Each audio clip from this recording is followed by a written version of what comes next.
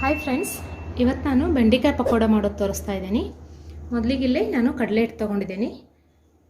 ಅದಕ್ಕೆ ಸ್ವಲ್ಪ ಕಾರ್ನ್ಫ್ಲೋರ್ ಹಾಕ್ತಾ ಇದ್ದೀನಿ. 2 ಟೇಬಲ್ ಸ್ಪೂನ್ ಕಾರ್ನ್ಫ್ಲೋರ್ ಹಾಕ್ತಾ ಇದ್ದೀನಿ ಮತ್ತು 2 ಟೇಬಲ್ ಸ್ಪೂನ್ ಅಕ್ಕಿ ಹಿಟ್ಟು,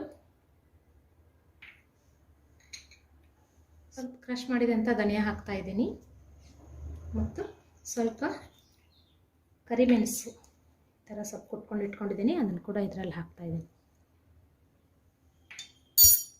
ರುಚಿಗೆ ತಕ್ಕಷ್ಟು ಉಪ್ಪು.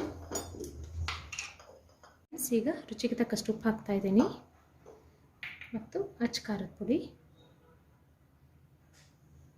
ಎಲ್ಲ ಸರಿಯಾಗಿ ಕಲಿಸ್ಕೊತಾ ಇದ್ದೀನಿ.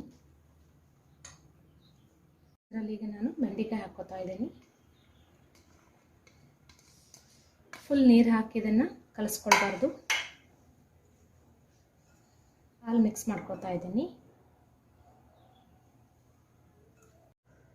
ಸ್ವಲ್ಪ ಸ್ವಲ್ಪ ನೀರು ಹಾಕಿ ಈ ಥರ ಮಾಡ್ಕೊತಾ ಹೋಗಬೇಕು. ಇದ್ರಾಗ ಈ ಥರ ಇರಬೇಕು. ಇವಾಗ ಇದನ್ನು ನಾನು ಎಣ್ಣೆಯಲ್ಲಿ ಫ್ರೈ ಮಾಡ್ತಾ ಇದ್ದೀನಿ. ಸೈಡ್ಲಿಂದ ಹಾಕ್ತಾ ಇದ್ದೀನಿ.